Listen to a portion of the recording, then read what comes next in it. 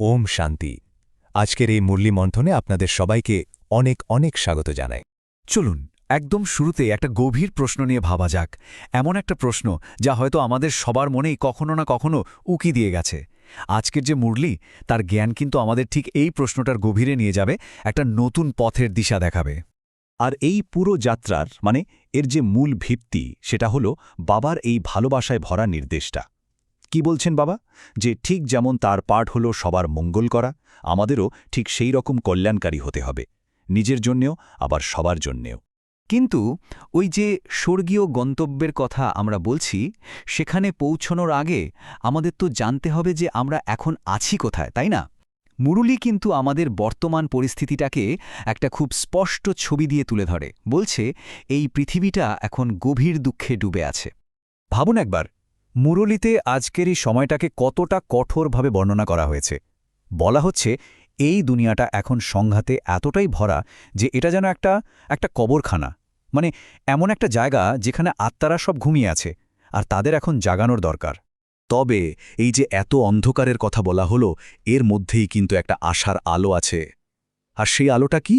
সেই আলোটা হলো বাবার দেওয়া সেই পরম জ্ঞান, যার মধ্যে সব কিছু বদলে দেওয়ার শক্তি আছে। একটা জিনিস কিন্তু পরিষ্কার বুঝতে হবে, এই জ্ঞান কোনো বই পড়া বিদ্যা নয়, একদমই না। এটা হলো সরাসরি বাবার কাছ থেকে পাওয়া একটা দিব্য দৃষ্টি, যা আমাদের আধ্যাত্মিক তৃতীয় নেত্র খুলে দেয়। আর যখনই সেটা খুলে যায়, আমরা এই পুরো বিশ্বনাটকের শুরু, মধ্য আর শেষ, গোটা চক্রটাই পরিষ্কার দেখতে পাই। এই স্লাইডটা দেখুন, কি অসাধারণ একটা পার্থক্য এখানে তুলে ধরা হয়েছে। লৌকিক জগতে আমাদের হিসেব নিকাশটা কি? যে যত বেশি দেবে সে তত বেশি পাবে, তাই তো? কিন্তু আধ্যাত্মিক জগতে খেলাটা কিন্তু পুরো অন্য রকম। এখানে আসল দামটা হলো ভাবনার, পরিমাণের নয়।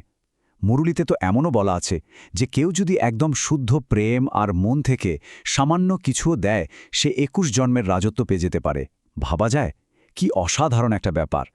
তো এই যে দিব্য জ্ঞানটা আমরা পেলাম, এরপরেই কিন্তু আমাদের আসল জার্নিটা শুরু হয়। আর সেই জার্নিটা হলো আমাদের চেতনার একটা আমূল পরিবর্তনের, একটা রূপান্তরের যাত্রা। আর এই রূপান্তরের প্রক্রিয়াটা কিন্তু খুব স্পষ্ট, খুব সহজভাবে বোঝানো হয়েছে। দেখুন, প্রথমে আমরা থাকি দেহ সচেতন শূদ্র অবস্থায়, যখন আমরা নিজেদের শরীর ভাবি। তারপর জ্ঞান পেয়ে আমাদের তৃতীয় নেত্র খোলে, আর আমরা আত্মসচেতন পবিত্র ব্রাহ্মণ অবস্থায় চলে আসি। এখানে একটা কথা কিন্তু খুব ভালো করে মনে রাখতে হবে, এই শূদ্র বা ব্রাহ্মণ কোনো সামাজিক পরিচয় বা জাত নয়, এটা হলো চেতনার দুটো আলাদা স্তর, ব্যাস। বিষয়টাকে বোঝানোর জন্য এখানে কি সুন্দর একটা আধুনিক উদাহরণ দেওয়া হয়েছে দেখুন।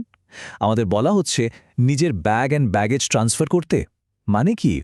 হলো আমাদের যা কিছু মূল্যবান সম্পদ আছে, সময়, শক্তি, আমাদের শুদ্ধ চিন্তা, সেগুলোকে এখন থেকেই নতুন দুনিয়া, স্বর্ণযুগের জন্য সরিয়ে রাখতে। ঠিক যেমন আমরা একটা পুরনো ফোন খারাপ হয়ে যাওয়ার আগে সব দরকারি ডেটা ক্লাউডে বা নতুন ফোনে ব্যাকআপ নিয়ে নিই, ঠিক সেরকম।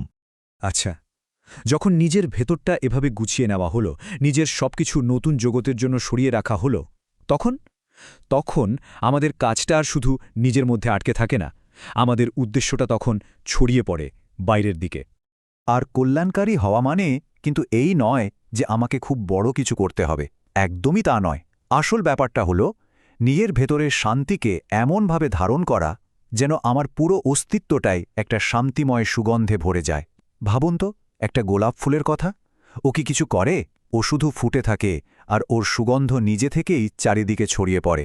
আমাদের শুদ্ধ ভাইব্রেশনগুলো ঠিক সেভাবেই নীরবে সকলের সেবা করে যায়। এত কিছু তো হলো, কিন্তু এত চেষ্টার পর এই যে এত বড় একটা যাত্রা, এর শেষটা কি? এর চূড়ান্ত প্রাপ্তিটা কি? চলুন এবার সেটাই দেখে নিই।